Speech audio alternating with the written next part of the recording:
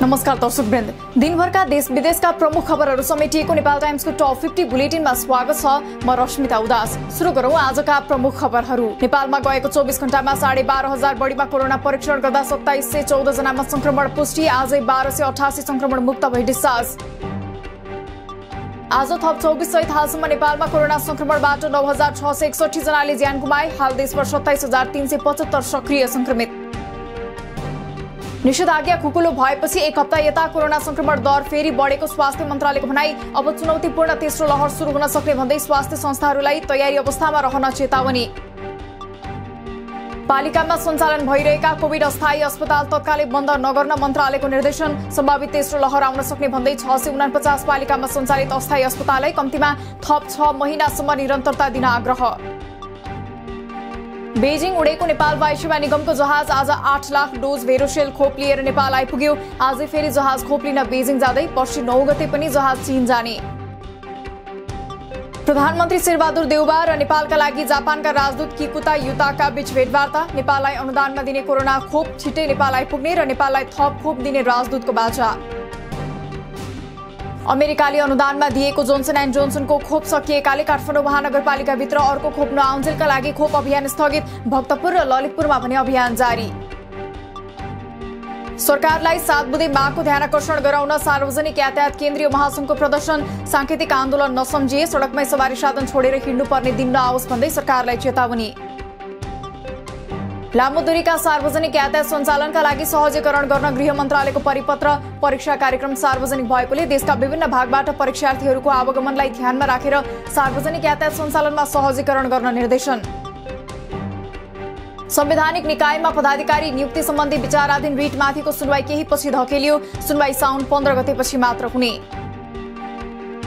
देउबा पक्षका बाराका नेता कार्यकर्ताले थाली आजदेखि सानेपामा काउन्टर धर्ना। बाराले पठाएका क्रियाशील सबै मापदण्ड अनुसार नै रहेकोले 30 सदर हुनुपर्ने माग। नेपाली कांग्रेसले पार्टीको बैठक प्रधानमन्त्रीको सरकारी निवास बालुवाटारमा नगर्ने। पार्टी पदाधिकारी र पूर्व पदाधिकारीको बैठक साउन 8 गते प्रधानमन्त्री देउबाको निवास बुढानीलकण्ठमा बस्ने तय। एमालेको 10औं केन्द्रीय कमिटिको बैठक सकियो। जुनसुकै हालतमा पनि पार्टीलाई एकताबद्ध बनाउनु पर्ने बैठकको निष्कर्ष। एमालेका दुवै समूहका सांसदहरूद्वारा पार्टी एकता अभियान सुरु। फ्लोर क्रस गर्दै प्रधानमन्त्री देउबालाई मत दिनुलाई अक्षम्य अपराधको संज्ञा दिएका ओलीले बाटो बिराएको नेताहरूलाई आम माफी दिने घोषणा। एमालेलाई कसैले रोक्न नसक्ने दाबी। एमालेको एकताका लागि अध्यक्ष ओलीले तत्काल पार्टी अध्यक्षबाट राजीनामा दिनुपर्ने नेता जगन्नाथ खतिवड़ाको तर्क। पार्टीभित्रको एकता र कम्युनिस्ट एकतालाई ध्वस्त बनाई देशको राजनीतिलाई अस्तव्यस्त बनाउने गरी संसद विघटन गरेकाले नैतिकता गुमाएको टिप्पणी। आम जनतालाई कोरोना खोपको आवश्यक व्यवस्था मिलाउन एमाले वरिष्ठ नेता नेपालद्वारा सरकारको गम्भीर ध्यानाकर्षण। भ्रष्टाचारले मुलुक आक्रान्त बनाएकाले त्यसको अन्त्य गर्न केन्द्रित हुन सुझाव। आफ्नो घरको माया सबैलाई लाग्ने तर अपमान र कुकर्म सहेर नबस्ने एमाले नेता नेपालको चेतावनी। ओलीले घरको बारदलीबाट धारी हात लगाउने र कार्यकर्तालाई बाँदर जुलुस निकाल्न लगाएर नाटक मञ्चन गरेको आरोप। सर्वोच्चको फैसला र लोकतान्त्रिक मूल्य मान्यता अनुसार नै प्रधानमन्त्री देउबालाई विश्वासको मत दिएको एमाले नेता नेपालको स्पष्टीकरण। पुनः पार्टी एकता प्रक्रिया अघि बढाउनुको साटो एउटा विचार समूहलाई मात्र लिएर हिँड्दा समस्या आएको तर्क। एमाले नेता माधव नेपालले बिउताए शिवश्रेष्ठ श्रवणको संयोजकत्वमा पिपुल्स भोलिन्टियर्स पीबीको इन्चार्ज सञ्जीव राई र सचिव मनोज खत्री चयन। मोरङ उर्लाबारीमा एमालेको ओली समूहले आयोजना गरेको कार्यक्रम स्थलमा तोडफोड। नेपाल पक्षले तोडफोड गरेको हुन सक्ने ओली पक्षको आशंका। ओली समूहभित्रकै असन्तुष्ट समूहले तोडफोड गरेको माधव समूहको दाबी। निर्वाचन आयोगले जसपाको आधिकारिकता विवादमा कार्यकारिणी समिति सदस्यलाई शनाखतका लागि बोलायो। कार्यकारिणी समिति सदस्यलाई साउन 11 गते उपस्थित हुन आग्रह। एमाले नेता झलनाथ खनालको उपचारका लागि कानून विपरीत 30 लाख रुपैयाँ निकासा भएको खुलासा। रकम एमाले उपमहासचिव विष्णु पौडेल उपप्रधान तथा अर्थमन्त्री रहँदा नै निकासा भएको सार्वजनिक। ऐन बन्न नसक्दा प्रदेश सरकारलाई समेत काम गर्न अप्ठ्यारो परिरहेको भन्दै निजामती सेवा ऐन तुरुन्त अगाडि बढाउन राष्ट्रसभा सदस्य जगप्रसाद शर्माको आग्रह। विद्यार्थी अपाङ्गता र ज्येष्ठ नागरिकलाई यातायातमा छुट दिन नछुटाउन ध्यानाकर्षण। नागरिकता विधेयक पारित नगरेर सांसदहरूले ठूलो अपराध गरेको राष्ट्रसभा सांसद विमला राई पौड्यालको भनाई। 6 लाख युवाहरू नागरिकता विहीन हुनुको जिम्मेवार सांसदहरू रहेको टिप्पणी। नेपाल एयरलाइन्स बारे विवाद र यसले निगमको काम ठप्प भएको सम्बन्धमा संसदीय समितिको चासो। बाटो सही भए पनि प्रबन्ध पत्र तथा नियमावलीको ढाँचाले व्यवस्थापनको नियतमाथि प्रश्न उठ्नु स्वाभाविक भएको निष्कर्ष। बोइङदेखि वाइड बडी खरिदको समयसम्म भएको भ्रष्टाचारमा निगमका कर्मचारीको पनि मिलेमतो रहेको कांग्रेस सांसद दिव्यमणि राजभण्डारीको आरोप। अहिलेको परिस्थितिमा 51% स्वामित्व सरकारको हुनुपर्ने उल्लेख। कर्णाली सरकारले अन्य समुदाय झै जंगलमा फिरन्ते जीवन बिताउने राउटे समुदायलाई मूल प्रवाहीकरणमा ल्याउने नीति अघि सार्यो। मस्यौदामा स्थायी बसोबासदेखि नागरिकता वितरण गर्नेसम्मका कार्यक्रम समावेश। मनसुनको न्यून चापीय क्षेत्र वायुमण्डलबाट केही तलतिर सरेकाले आज र भोलि कम पानी पर्ने सम्भावना। गण्डकी, लुम्बिनी र सुदूरपश्चिम प्रदेशका केही ठाउँमा पनि ठूलो पानी पर्ने सम्भावना। जुम्लादेखि जाजरकोट जोड्ने तिला नदीमा पक्की पुल बनेपछि गाडी गुड्न थाले। त्रिवेणीमा पुल निर्माणपछि कर्णाली राजमार्गदेखि जुम्लाको भेरी खोला र जाजरकोटसम्म यात्रा सजिलो हुने जनप्रतिनिधि र स्थानीय खुशी। मनाङमा असार 1 गतेदेखि निरन्तर बाढी आउँदा जनजीवन कष्टकर। बाढीका कारण 40 दिनदेखि बिजुली आपूर्ति ठप्प। बाढीले सडक र पुल समेत बगाएपछि आवत जावतमा समस्या। पटक पटकको आग्रहमा पनि आफ्ना माग पूरा नगरेको भन्दै गोर्खाहरूले बेलायतमा सुरु गरे रिले अनसन। बुधबारदेखि 13 दिनसम्म लगातार अनसन बस्ने र हरेक दिन 1-1 जना अनसन बस्ने योजना। चितवनको भरतपुर महानगरपालिका 17 बनगाई डेरी चोकमा धादिङको नीलकण्ठ नगरपालिका 13 निवासी अन्दाजी 27 वर्षीय भरत गुरुङको शव फेला। बायाँतर्फको कञ्चटमा गहिरो चोट देखेकाले गोली प्रहार गरिएको हुन सक्ने आशंका।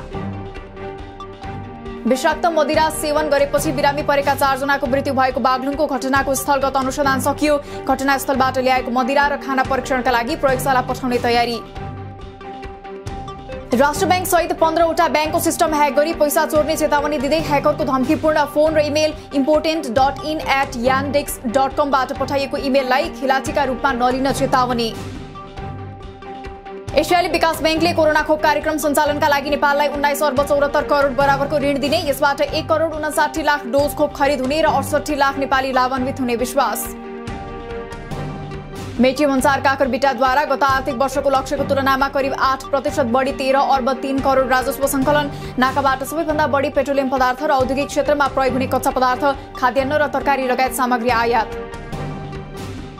नेपालको उत्तरी नाका रसुवागढीबाट चिनिया सवारी साधनको आयातमा क्रमशः वृद्धि हुँदै चीनमा निर्मित साना ठूला 568 सवारी साधन नेपाल भित्री। दैनिक 50 कन्टेनर भन्दा बढी बाल सामग्री आयात हुने नाकामा अहिले 15 कन्टेनर मात्र आयात हुँदै। जोन्सनको खोप लगाएको 14 दिनपछि अब साउदी जाँदा त्यहाँ गएर संस्थागत क्वारेन्टिनमा बस्न नपर्ने। कोरोना संक्रमण भएर निको भएको 6 महिना नकटेको भए पनि पुगेपछि संस्थागत क्वारेन्टिनमा बस्न नपर्ने। सुनको भाव आज पनि तोलामा 700 रुपियाँले घटेर आज तोलाको 91,800 कायम। चाँदीको भाव बढेर तोलाको 1270 रुपियाँ निर्धारण। साताको अन्तिम कारोबार हुने दिन आज नेप्से परिसूचक दोहोरो अर्थात् 18.67 अङ्कले बढेर 3004.33 अङ्कमा पुगेर बन्द। कारोबार रकम झण्डै 11 अर्ब 11 करोड 41 लाख पुग्यो।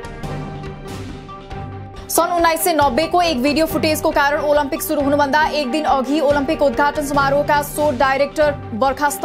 भिडियो इतिहासको दर्दनाक तथ्यको खिल्ली उडाउने किसिमको रहेको ओलम्पिकको दाबी। टोकियो ओलम्पिक 2020 अन्तर्गतको महिला फुटबलमा ब्राजिल र नेदरल्यान्ड्सद्वारा शानदार सुरुवात। गैरातीकै खेलमा स्विडेनले अमेरिकालाई हराउँदा अस्ट्रेलियासँग न्युजिल्यान्ड पराजित। बेलायतले चिलीलाई हराउँदा जापान र क्यानाडाले बराबरी खेले। कोरोनाको उत्पत्तिबारे दोस्रो चरणको अध्ययनका लागि डब्ल्युएचओले बनाएको योजना चीनद्वारा अस्वीकार। गोपनीयताको व्यवस्थाको कारण सबै विवरणहरू दिन नसकिने स्पष्टोक्ति। इन्डोनेसियामा डुङ्गा दुर्घटना हुँदा कम्तीमा 24 जनाको मृत्यु, 31 बेपत्ता, 83 जनाको सकुशल उद्धार। सामुद्रिक आँधीका कारण 18 डुङ्गा पल्टेको सरकारी अधिकारीको भनाई। मृतकको संख्या अझै बढ्न सक्ने। भारतको चर्चित पत्रिका दैनिक भास्करको कार्यालयमा सेन्ट्रल बोर्ड अफ डाइरेक्ट ट्याक्सेसको छापा। कार्यालयमा छापा मारेर मिडियालाई डराउने काम गरेको विपक्षको आरोप। 10 महिना पहिले पारित भएको कृषि कानूनप्रति असन्तुष्टि जनाउँदै भारतमा किसानद्वारा संसद भवन बाहिर विरोध प्रदर्शन। हजारौं किसान गर्मी र वर्षाको बावजुद पनि प्रदर्शनका लागि भेला।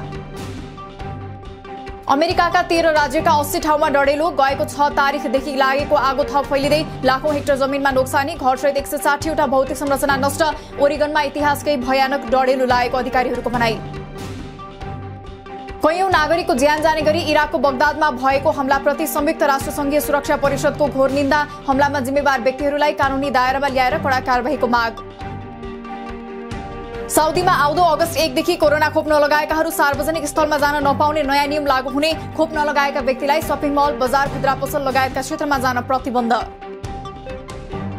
र इस्लाम धर्मावलम्बीहरूको पवित्र स्थल साउदीको मक्काको सुरक्षामा पहिलो पटक साउदी महिलाहरू खटिए। साउदी सैनिकमा रहेका महिलाहरूलाई हजका लागि आउने श्रद्धालुहरूको सुरक्षाका लागि केही दिन अघि मक्कामा खटाइयो। दिनभरका देश विदेशका प्रमुख खबरहरू समेटिएको नेपाल टाइम्सको टप 50 बुलेटिन अहिलेलाई सकियो। हामी भोलि फेरि टप 50 समाचारका साथ उपस्थित हुने नै छौं। नेपाल टाइम्सको युट्युब च्यानल सब्स्क्राइब गरिदिनु भएकोमा र फेसबुक पेज लाइक गरिदिनु भएकोमा धन्यवाद। ताजा खबरहरू नेपाल टाइम्सको अनलाइन पोर्टल www.nepaltimes.net मा पनि गएर हेर्न सक्नुहुनेछ। नेपाल टाइम्स हेर्दै गर्नुहोला। नमस्कार।